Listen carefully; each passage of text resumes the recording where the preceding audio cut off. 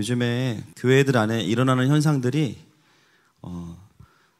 20, 30, 40 이 세대가 교회에 많이 없다는 이야기들을 듣습니다. 그래서 교회를 가보면 대부분 이제 젊은 세대가 없는 현상이 벌어지고 있는데, 실제로 교회 안에는 없지만 뭐 우리가 금요일 날 홍대에만 가봐도 맨 2030이에요.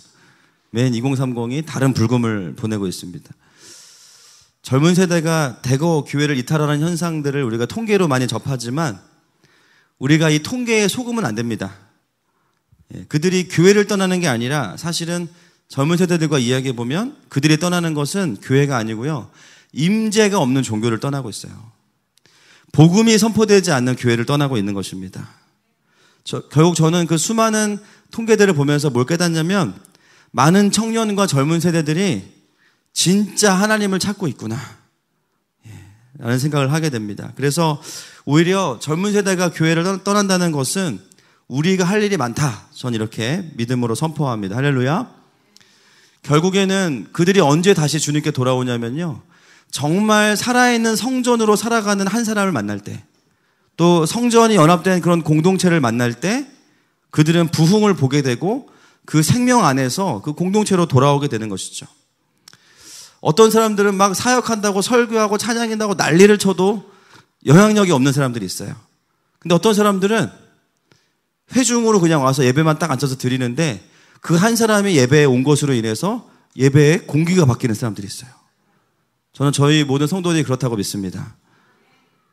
여러분, 성전된다는 것은 많은 사역을 의미하는 것이 아니라 그 사람의 존재를 의미합니다.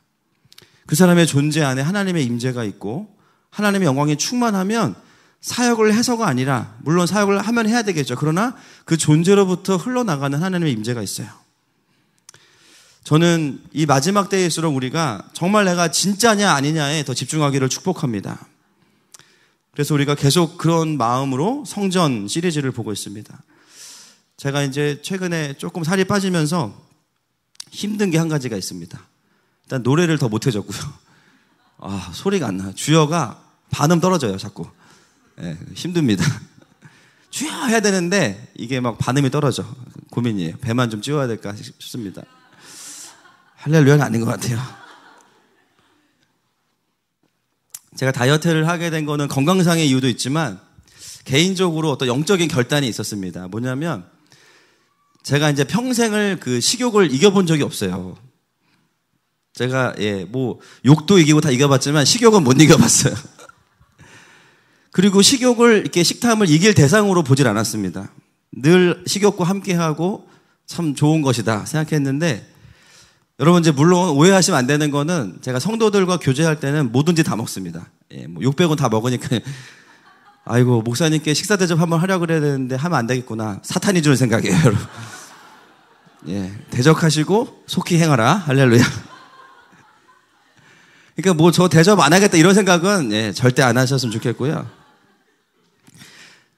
제가 말씀드리는 건 뭐냐면, 저 혼자 있을 때를 생각하면 이 좀 식탐과 싸워야 되지 않나라는 마음을 많이 갖게 됩니다. 그래서 죄와 싸우자는 마음으로 이제 저 스스로에게 어떤 하나의 육체의 가시죠. 육체의 가시. 그죠? 근데 뭔가 이 몸을 유지하면서 깨닫는 것은 영적인 원리도 되게 비슷하다는 거예요. 여러분, 살을 빼는 거 진짜 힘들거든요. 그죠? 살 찌느라고 돈 쓰고 빼느라고 돈 쓰고 얼마나 힘들어요. 근데 유지하는 게 더 힘듭니다. 아멘이 막 나오시죠? 정말 아멘이 나와야 돼요. 유지하는 게 더 힘들어요. 매일 몸무게 재야 돼요. 물론 이제 태생적으로 저랑 존재가 다른 분들 막, 그죠? 아무리 먹어도 살 안 찌는 분들 계시잖아요. 참 축복받은 몸매를 가지신 분들. 저는 물만 먹어도 살찝니다. 그러니까 이런 분들은 좀 해당이 안 될 수 있지만, 저는 그걸 유지하기 위해서 날마다 이제 저울에 올라가야 되고 막 인바디를 해야 되고 막, 느끼는 것은 뭐냐면, 내가 내 인생의 영적인 부분에 있어서 이렇게 내가 깨워서 나를 관리한 적이 있었나? 라는 생각을 해보게 돼요. 날마다 하나님 말씀 앞에서 나의 상태를 점검한 적이 있었나? 내가 이렇게 민감하게 나의 체지방에 이렇게 관심이 있는 것처럼 정말 내 삶에 죄의 기름기가 껴있는 것에 대해서 내가 막 버거워하고 힘들어한 적이 있었나? 라는 것들을 깨닫게 됩니다. 우리가 지난번에 성전 시리즈 하면서 여러분 성전을 누가 먼저 마음에 품었죠? 다윗이죠. 다윗이 자신은 왕이 되어서 정말로 호화로운 왕궁에 살면서 하나님이 계신 성막을 보니까 주님은 맨날 글램핑을 하고 계신 거예요. 맨날 텐트에 계신 거예요. 마음에 어떤 마음이 있어요? 거룩한 불편함이 있었죠. 그래서 마음에 내가 성전을 지어야겠다는 마음을 먹고 준비를 다 해놓고 성전을 누가 짓습니까? 솔로몬이 지어요. 그렇죠. 그래서 솔로몬이 성전을 짓고 나서 엄청난 하나님의 임재가 있었어요. 막 제사장들이 서 있기 힘들 정도로. 그런데 중요한 건 뭐냐면 그 다음이에요. 성전을 그렇게 잘 지어놓고 하나님의 임재가 있었는데 이스라엘이 분열하고 우상을 섬기면서 어느 순간 그 성전에 하나님의 임재가 사라지기 시작했습니다. 더 이상 성전에 와도 하나님의 임재를 느끼지 못하는 거예요. 제가 이것을 보면서 깨닫는 것은 신앙생활도 참 비슷하다라는 생각을 합니다. 내가 한 번 은혜 받고 내가 한 번 구원의 기쁨을 누리고 하나님이 나를 얼마나 사랑하시는지를 깨닫고 나서 더 중요한 건 뭐냐면요. 그 은혜를 지키면서 살아가는 삶이 생각보다 쉽지 않다라는 거예요. 여러분 처음 하나님 만나셨을 때 어떠셨어요? 기분이 안 좋으셨어요? 너무 기쁘죠. 그렇죠? 하나님이 사랑한다고 해주시고 막 얼마나 기뻐요. 마음에 막 하늘로부터 내려오는 평강이 있지 않습니까? 그때 우리가 고백하죠. 주님 한 분이면 된다고 막 고백하는 거죠. 더 이상 다른 거 필요 없습니다. 그런데 신앙생활을 하다 보니까 어떤 일이 벌어집니까? 주님이 생각보다 빨리 안 오세요. 그리고 생각보다 안 도와주세요. 심지어 원하지 않는 일들이 막 일어나고요. 그리고 내가 생각보다 착하지 않아요. 그죠? 분명히 예배드리고 은혜 받는데 내 마음속에는 여전히 세상의 욕심과 죄악이 몸 안에서 꿈틀거리면서 일어납니다. 때로는 이런 것들을 이기지 못해서 오히려 이런 것들에 마음의 성전을 다 빼앗겨 버려요. 낙심하고 상처받고 세상의 두려움에 나를 빼앗겨 버립니다. 문이는 성전이지만 그 안에 있는 모든 것들을 다 세상에 내어주게 되죠. 쉽지 않다는 겁니다. 그래서 바울이 우리에게 뭐라고 이야기하냐면 빌립보서 2장 12절 말씀 같이 읽겠습니다. 시작. 그러므로 나의 사랑하는 자들아 더욱 지금 나 없을 때에도 항상 복종하여 두렵고 떨림으로 너희 구원을 이루라. 너희 구원을 이루라. 여러분 구원은 이미 주어진 건 아닙니까? 할렐루야. 근데 바울은 구원을 이루라고 이야기해요. 이것은 행위 구원이 아니라 우리가 이렇게 구원받아서 구원의 여정을 이루며 살아가는 것 자체가 은혜입니다. 아멘이십니까? 우리는 이런 삶 자체를 살 자격이 없는 사람들이에요. 우리는 그냥 심판받아 마땅한 자들인데 주님이 아들 내어주셔서 우리를 구원하셔서 구원의 여정을 살아가게 하시는 거예요. 그 은혜를 받은 자들은 어떻게 살아야 되냐면 그 구원을 누리고 성령 충만하게 되는 삶으로 자발적인 순종과 구원받은 의지를 드리면서 그것들을 누리며 살아가는 것이죠. 그래서 여러분 생각해 보시면 일주일 내내 내가 정말 기도 한 번 안 하고 말씀 한 번 안 보고 주일날만 은혜 받고 살겠다 이런 사람과 일주일 동안 자신을 성전으로 계속해서 말씀으로 비추어 보고 그래도 기도하고 이런 사람은요 영적인 삶의 질이 같을까요 틀릴까요? 다르죠. 제가 열심히 막 맨날 체지방 재면서 느끼는 거는 전에 어떻게 살았는지 모르겠어요. 전에 어떻게 살았을까? 아침과 저녁이 근육량이 달라지더라고요. 전에 이런 수많은 변화들이 내 삶에 있었을 텐데 너무 제가 무디였던 거예요. 그것에 대해서. 분명히 다르다는 것입니다. 우리의 부르심은 한 번 하나님을 만나는 것으로 끝나지 않고 그 성전으로서의 부르심을 지속적으로 주님 오실 때까지 또는 내가 주님께 갈 때까지 가지고 갈 수 있는 이 부분이 필요하다는 것이죠. 한국의 많은 그리스도인들이 정말로 안타까워하는 일들이 많이 있지만 유럽에 있는 교회들이 요즘에 어떻게 되고 있어요? 이슬람 사원이나 그렇죠? 클럽으로 바뀌고 있습니다. 막 그런 얘기를 들으면 가슴이 아파요. 그렇죠?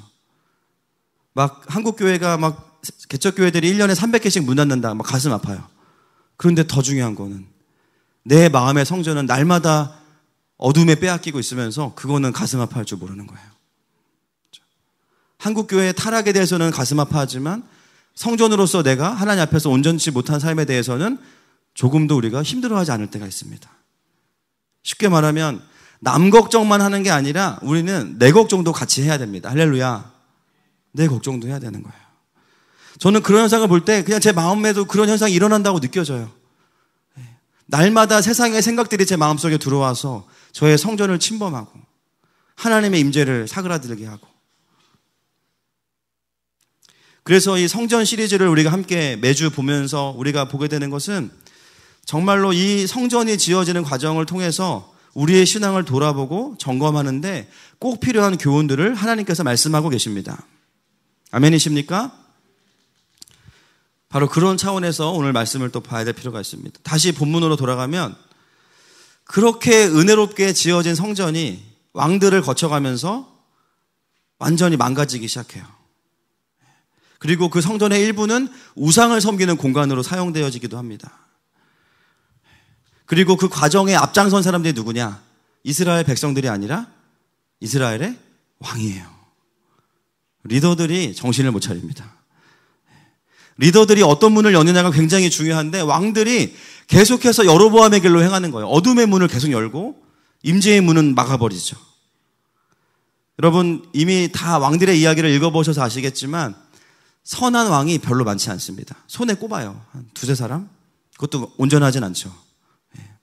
대부분의 왕들이 하나님께서 세우시는 왕이 그 역할들을 감당하지 못해요. 그런데 그 중에서 좋은 왕이 몇 명 있는데 그 중에 한 명이 오늘 우리가 보고 있는 요시야입니다. 좋은 왕의 정의는 정치를 잘하고 나라를 부강시키는 것도 필요하겠지만 다시 성전을 회복하고 하나님의 백성을 하나님의 백성으로 만들어가는 왕, 이게 왕의 가장 근본적인 부르심이거든요. 할렐루야. 그것을 감당한 왕을 이야기하는 것입니다. 그래서 다윗과 어깨를 나란히 하면서 좋은 왕으로 꼽히는 왕이 바로 요시야 왕이에요. 요시야는 남유다의 16대 왕입니다. 몇 대요? 16대 왕이에요. 그의 아버지가 아몬 왕인데 이 아몬 왕은 재위한 지 2년 만에 살해를 당해서 죽습니다. 그리고 그 8살 난 아들이 엉겹결에 왕이 돼요. 자, 8살 난 부모님 한번 아들이나 딸이 있는 부모님 손 들어보세요. 내 자녀가 8살이다. 예. 그 아이가 왕이 된 거예요. 예. 소연이가 왕이 됐어. 은율이가 왕이 된 거예요. 아직 한글도 모르는데 왕이 됐어요. 엄영이요. 근데 막 무슨 소리인지 모르겠어. 8살짜리가 왕이 된 거예요. 그런데 놀라운 것은 뭐냐면 이스라엘과 유다의 역사 중에 그래도 영적인 획을 그은 왕들이 대부분 어린 나이에 왕이 됐습니다. 요시야 말고요. 더 어린 나이에 왕이 된 왕이 있습니다. 같은 요시인데 요아스예요. 요아스. 7살. 7세. 초등학교도 입학하기 전에. 요아스는 8세. 그래서 34장 3절 말씀을 같이 한번 읽겠습니다. 오늘 본문 시작. 아직도 어렸을 때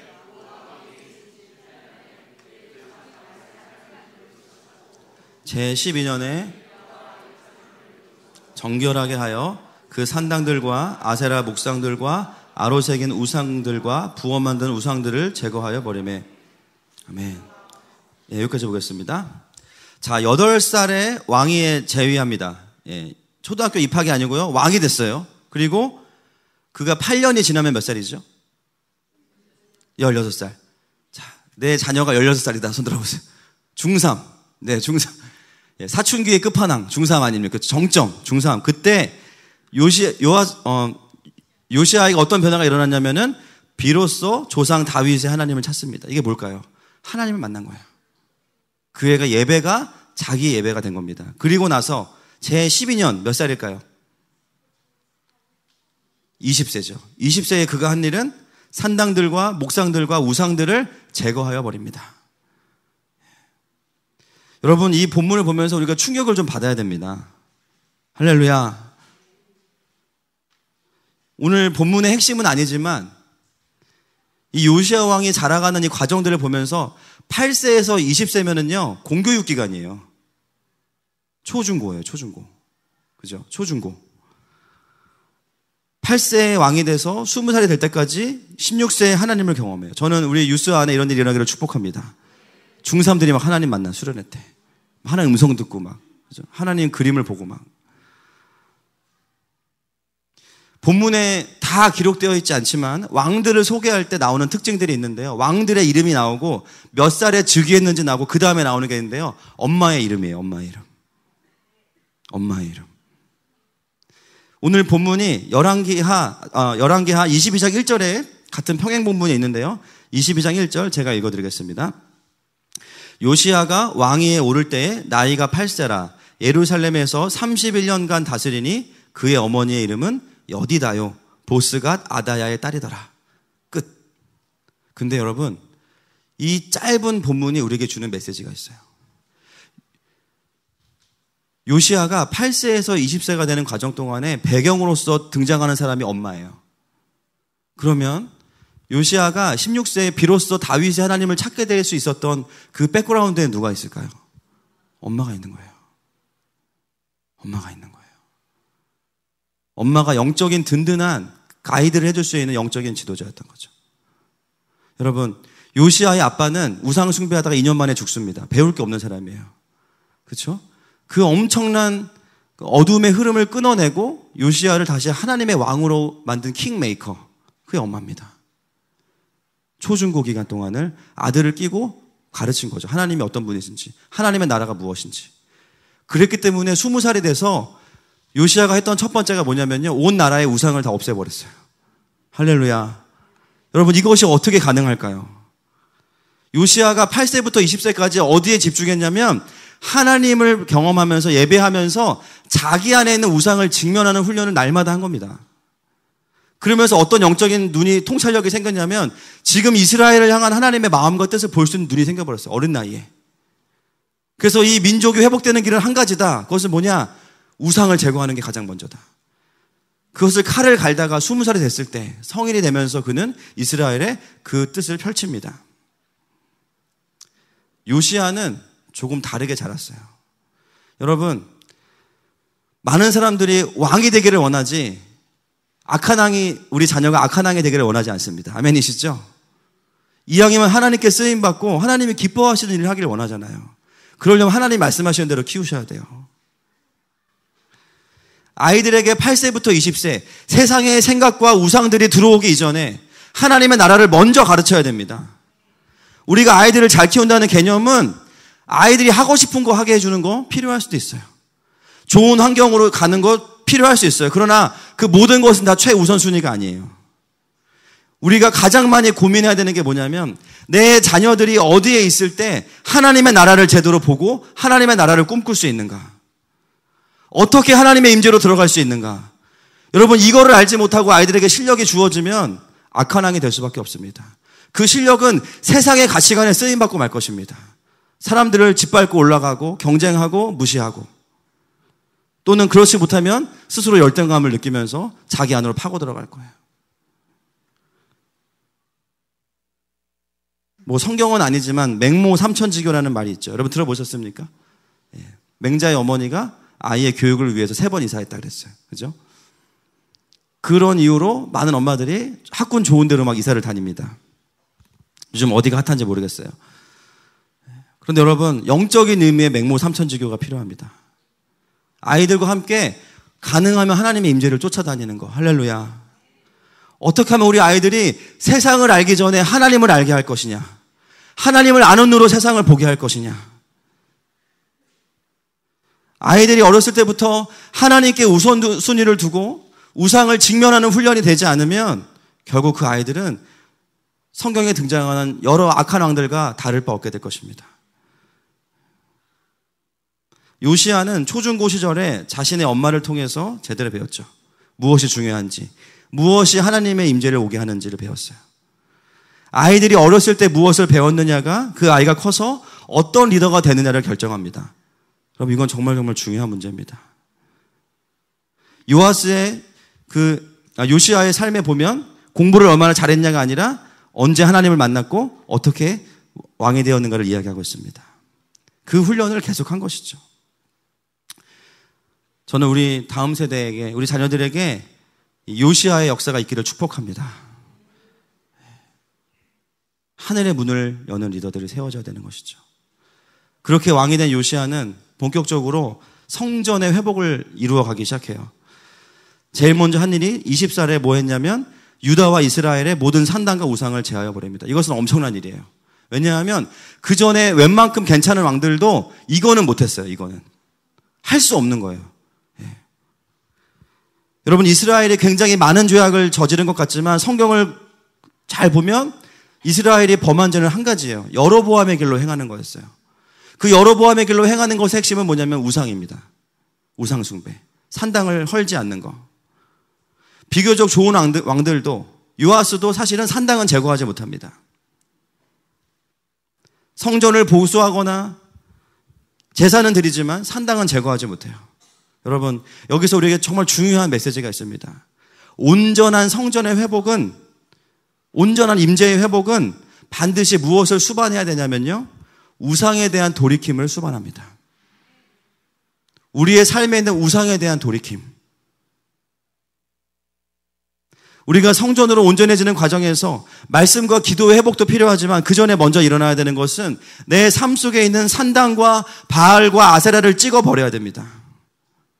이스라엘의 큰 죄악은요, 제사를 안 드린 게 아니었습니다. 날마다 제사 드렸어요. 매주마다 안식을 지켰고.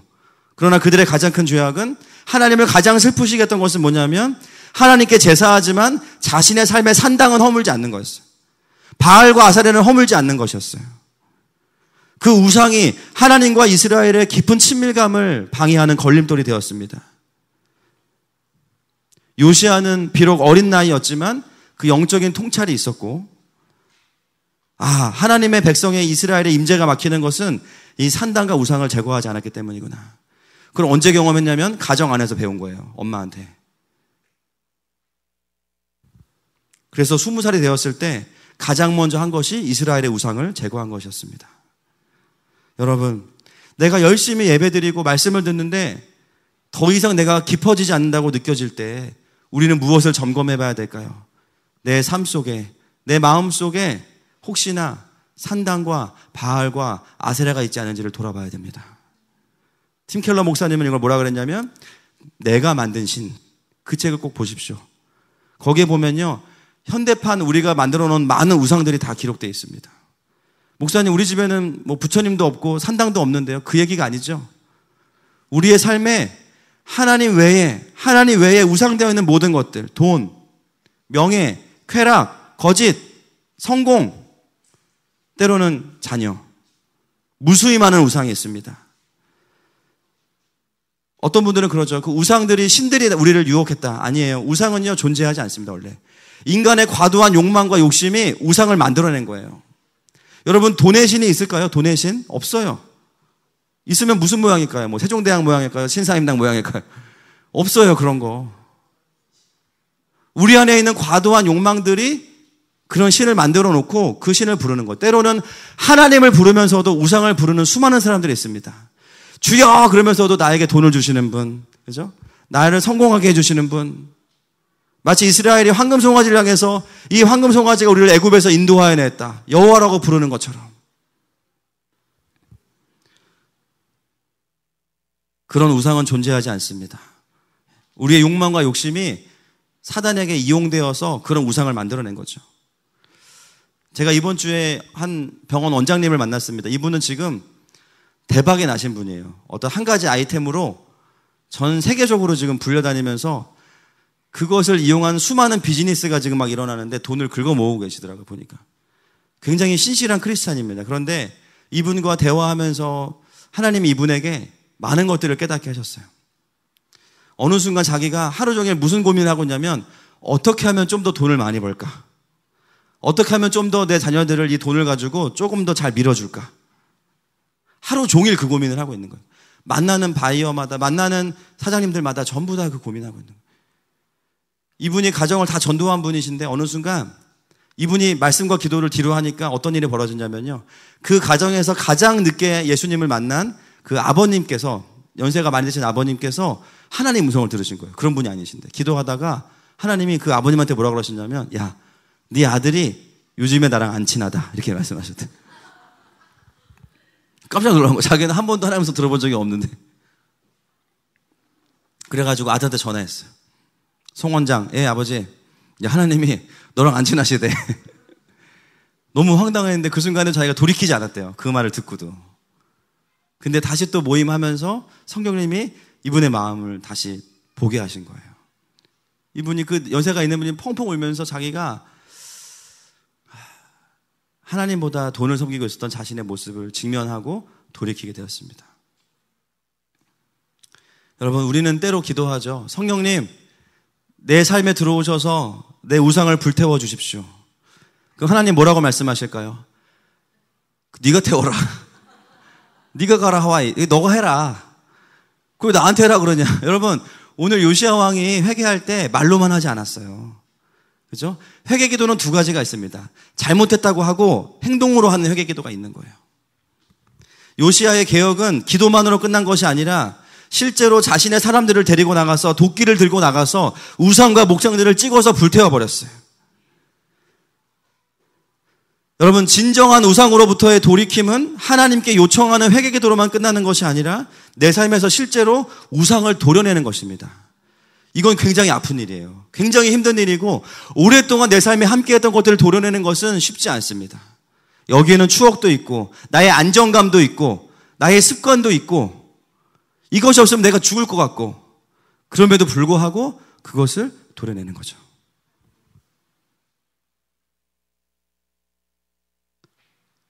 그 우상을 도려내면 그 빈자리는 어떻게 됩니까? 하나님께서 채우십니다.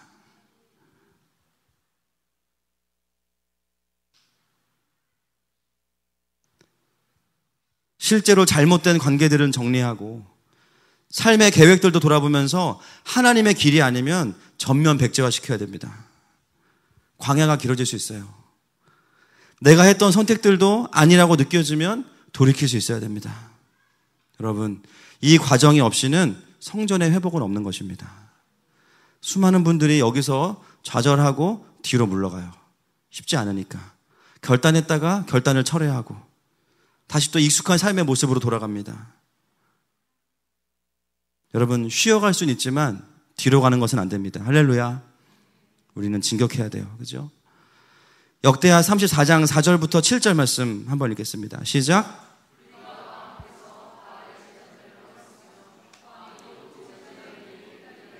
태양상들을 찍고 아세라 목상들과 아로새긴 우상들과 부어 만든 우상들을 빻아 가루를 만들어 제사하던 자들의 무덤에 뿌리고 제사장들의 뼈를 제단 위에서 불살라 유다와 예루살렘을 정결하게 하였으며 또 므낫세와 에브라임과 시므온과 납달리까지 사면 황폐한 성읍들에도 그렇게 행하여 제단들을 허물며 아세라 목상들과 아로새긴 우상들을 빻아 가루를 만들며 온 이스라엘 땅에 있는 모든 태양상을 찍고 예루살렘으로 돌아왔더라.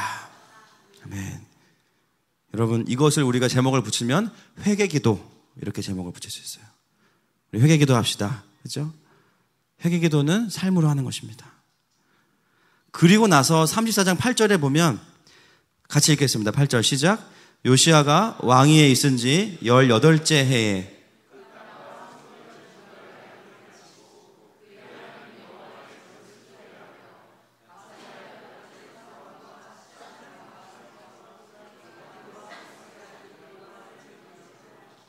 아멘. 그리고 나서 이어지는 사건이 왕위에 있은 지 18째거든요. 그러면 지난번 사건과 몇 년 차이죠? 12년째에 우상을 헐었으니까 6년이 지났습니다. 우상을 허물고 바로 성전을 고친 게 아니라 6년 동안 뭐 했냐면요. 그 땅과 성전을 정결하게 하기를 마치고 이렇게 나와 있죠. 우상을 찍고 불태우고 나서 6년이라는 시간 동안을 기다렸어요. 왜 기다렸을까요? 그 죄의 가능성들을 죽여버린 겁니다. 여러분, 회개는 단시간에 일어나는 게 아니에요. 내가 그 죄에 대해서 돌이키고 하나님 앞에서 그것들을 허물고 나서 나 이제 정결해가 아니에요. 여러분, 레위기에 보시면 부정한 자들이 하는 것은요, 그것에 합당한 제사를 드린 다음에 7일 동안 자기를 정결케 하고 기다립니다. 그죠? 하나님은 우리가 정말로 정결하기를 원하세요. 우리가 우리 죄에 대해서 돌이켰다면 어느 정도의 기간 동안에는 하나님 앞에 겸손하게 머물러 있는 시간이 필요합니다. 그것이 바로 정결케 되어지는 시간이에요. 요시야 왕은 6년을 기다렸습니다. 다시 이스라엘의 산당이 세워지지는 않는지, 다시 사람들이 바알과 아사라에게 돌아가지 않는지 그 죄의 가능성들을 끝까지 추적해서 완전히 말려버렸어요. 여러분, 이것이 진정한 돌이킴입니다. 우리 모든 성도들의 삶에 이런 정결함의 시간이 있기를 축복합니다. 우리는 너무 빨리 회개를 완성시키죠. 내가 주일날 한번 용서 구했으니까 됐다. 최소한 6년입니다. 최소한 6년. 여러분 지난주에 회개한 거 6년 후 주일날 확인할 수 있는 거예요. 우리는 그 죄의 가능성을 죽이기도 전에 또 가능성을 꺼내서 또 범죄하고. 물론 우리가 회개하는 순간 주님이 회개를 받으시지만 우리는 계속해서 그 근원을 태울 때까지 하나님 앞에 머물러야 되는 것이죠. 그 다음에 요시야가 드디어 성전을 수리하기 시작해요. 왜 성전을 수리할까요? 뭐 일단 오래됐으니까, 그죠? 전구도 갈아야 되고 뭐 리모델링도 해야 되는데, 사실 성전 수리의 진짜 목적은 뭐냐면요, 그동안 성전의 역사를 공부해 보면 성전이 성전으로만 존재하지 않았어요. 이방의 우상을 섬기는 용도로 렌트가 됐었습니다. 성전이. 그러니까 성전이 원래 하나님 말씀하신 구조를 가지고 있는 게 아니라 사람을 흥분시키고, 그렇죠? 우상들을 끌어들이는, 그런 어둠을 끌어들이는 구조로 바뀌어 있는 거. 막 성전에 왔는데 막 사이키 조명 있고 막 불 막 올라오고, 그렇죠? 막 스모그 나오고 막 이런 느낌. 그리고 막 스피커도 설교용이 아니고요. 클럽 가면 이렇게, 여러분 아시죠 다? 표정 관리하시는 분. 저는 이제 공부해서 알아요. 공부해. 네이버에 쳐봤는데 막 심장 터질 것 같은 막 그런 베이스 댐핑감 있는 거, 이런 걸로 다 바뀌어 있는 거예요, 성전이. 그러니까는 망가진 데를 보수하는 부분도 있겠지만, 지금 성전의 수리의 개념은 뭐냐면, 원래 이방의 우상에게 잠깐 쓰임받았던 그 하나님께서 말씀하시지 않았던 그 모든 것들을 원래 성막으로 돌이키는 것입니다. 할렐루야. 그래서 여기에 나와 있는 굉장히 중요한 표현이 있는데요, 수리한다라는 표현이 원어로 보면 고친다는 단어가 쓰여지지 않고요, 강화하다라는 단어가 쓰여져 있습니다. 여호와의 전을 수리하다, 직역하면 여호와의 전을 강화하다. 이방 신전에게 빼앗겼던 성전을 다시 여호와의 전으로 회복하는 것은 리모델링이 핵심이 아니라 여호와의 임재가 더 강화되는 것입니다. 여러분, 우리 안에 그 세상을 향해서, 어둠을 향해서 빼앗겼던 우리의 성전이 다시 회복할 수 있는 방법은 뭐냐면요, 어둠을 몰아낼 수 있는 방법은 여호와의 임재가 더욱 강력해지는 것이죠.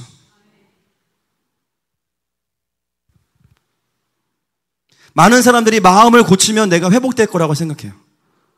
여러분, 조금 좋아질 수 있어요. 그러나 그것은 성전의 마지막의 본질은 아니에요. 성전의 마지막의 본질은 뭐냐면요, 여호와의 임재가 충만한 것입니다. 성전의 어떤 부분은 전에 주님 말씀하셨던 모양을 가지고 있지만, 그렇지 않은 부분들은 다시 그 하나님의 임재로 다 채워야 되는 거예요. 근본적으로 성전의 회복은 언제 일어나는가? 하나님의 강력한 그 카보드의 임재가 성전을 덮을 때 일어나는 것입니다. 시편 104편 2절 말씀 같이 읽겠습니다. 시작. 주께서 옷을 입음같이, 물론 의인화된 상징적인 표현이지만 주님의 옷은 빛이라고 말씀하고 있습니다.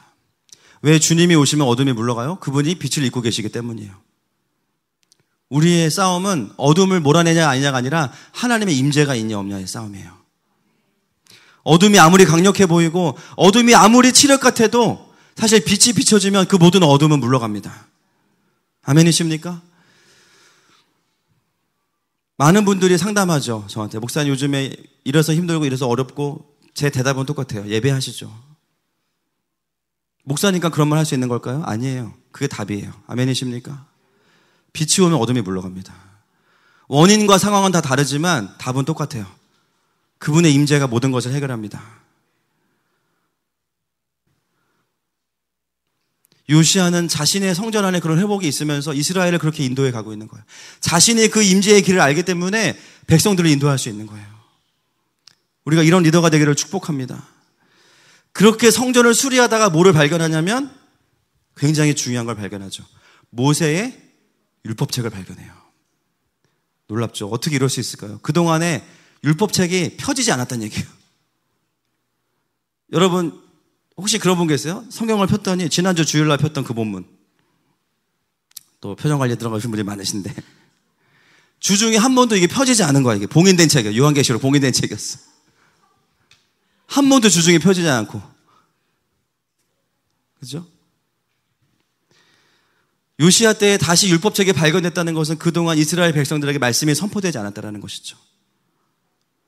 여러분, 성전을 수리한다는 거, 하나님의 임재를 갈망하는 사람에게 말씀이 주어집니다. 성전에 깊이 들어가지 않았으면 율법책을 발견하지 못했을 거예요.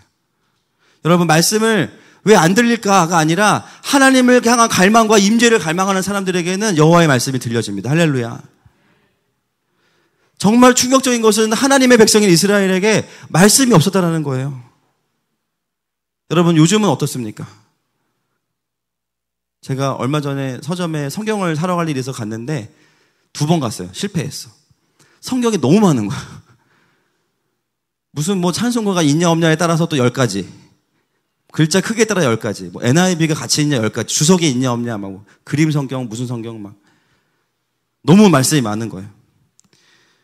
여러분, 유튜브에 보세요. 좋은 목사님들 설교 다 올라와 있습니다. 다 올라와 있어요. 심지어 제 설교도 올라와 있어요. 우리가 마음만 먹으면 정말 어디 유명하다는 목사님, 저 미국에 있는 목사님 설교가 다 들을 수 있어요. 물론 이제 우리가 안 들리지만. 그런데 여러분, 놀라운 건 뭐냐면요. 요시야 때 시대와 지금 시대가 말씀이 없고 말씀이 많은 것 같지만 사실은 똑같아요. 아무리 내 주변에 말씀이 많아도 내 안에 말씀이 없으면 여러분의 성전에 있는 율법책은 아직 발견되지 않은 거예요. 근데 우리는 어떻게 생각하냐면 언제든지 나는 설교 들을 수 있어. 언제든지 나는 성경책이 있어. 그리고 때로는 수많은 목회자들 설교를 들으면서 정작 내 안에는 말씀이 없어요. 내 안에 나에게 들려지는 생명되는 말씀이 들어오지 않으면 여전히 우리는 요시야 때를 살고 있는 것입니다. 지금도 설교를 들으면서 나의 말씀으로 받지 않으면 우리의 성전에 회복은 없는 것이죠.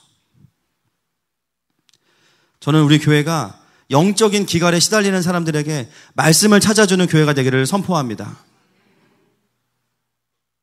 진짜 성전의 마지막의 모습은 그 안에 하나님의 말씀이 들려지는 거예요. 내 생각 속에 세상의 생각이 떠오르면 바로 말씀이 사드보다 더 정확하게 그 생각을 공격하는 거예요. 하나님의 말씀으로. 할렐루야. 요시야는 그래서 그 성전에서 찾아진 말씀을 소장하지 않았어요. 이거 비싼 거니까 나중에 경매로 20억에 팔아야지 이렇게 하지 않았어요. 그 말씀을 어떻게 했냐면 34장 30절부터 32절입니다. 시작. 여호와의 전에 올라가매 레위 사람들과 모든 백성이 노소를 막론하고 다 함께 한지라.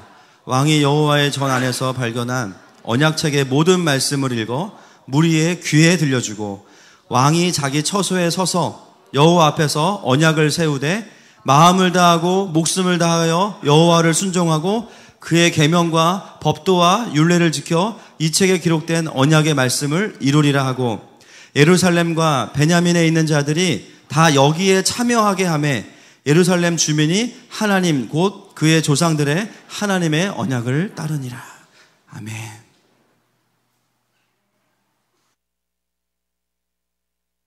그리고 나면 35장에 유월절을 부활시키고 제사장들을 다 복직시켜요. 정말 눈물 납니다. 정말 눈물 납니다.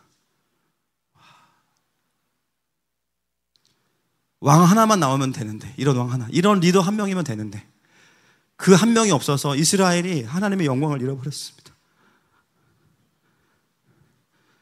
그러나 요시야가 가정에서 정말 영적으로 무장하고 섰을 때 그는 왕으로서가 아니라 길을 아는 사람이었어요. 어떻게 하나님의 임재를 회복할 수 있는지 그것들을 말씀과 함께 펼쳐내기 시작할 때 그에게 딸린 수많은 백성들과 가정들이 다시 하나님의 말씀 앞으로 돌아오게 됩니다.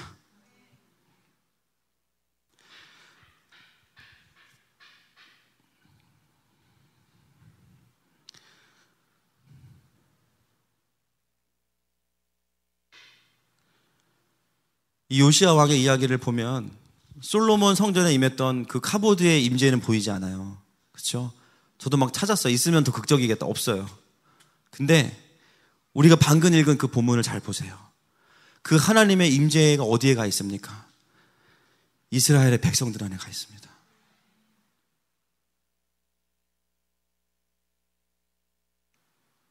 자기 감정과 상황과 필요에 따라 움직이지 않고 이제는 하나님의 말씀을 읽고 그 말씀을 살아내는 그 살아있는 성전인 이스라엘 백성들. 구약인데 신약이 보여요. 사도행전이 보여요. 마가의 다락방에 임재하신 그 성령님을 볼 수 있어요.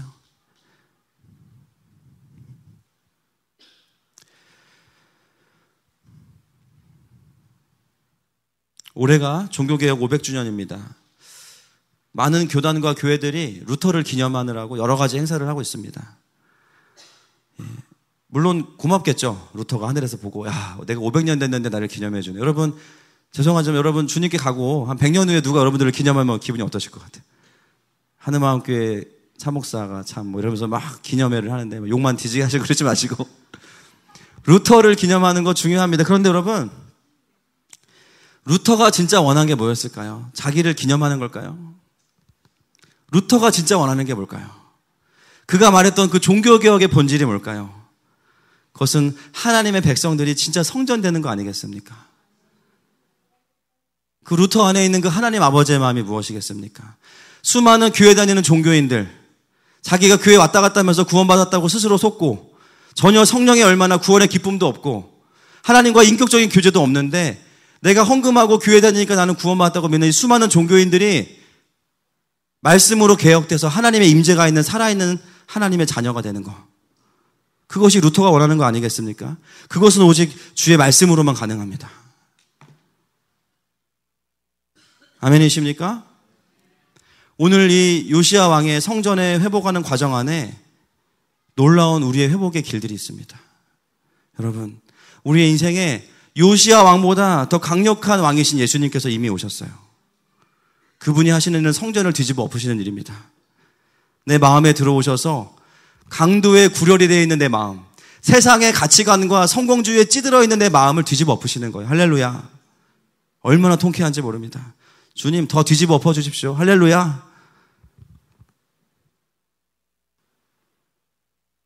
그리고 우리 안에 있는 우상을 제거하시고 세상 속에 무너지고 상처받은 마음을 고치시고 무엇보다 하나님의 강력한 임재로 우리 성전 안에 있던 어두움을 밀어내실 겁니다. 아멘이십니까? 그러고 나면 내 생각 속에 하나님의 말씀이 나를 다스리시기 시작하는 거예요. 여러분, 이것이 완성된 성전의 본질입니다. 이 시간에 함께 기도하기 원합니다.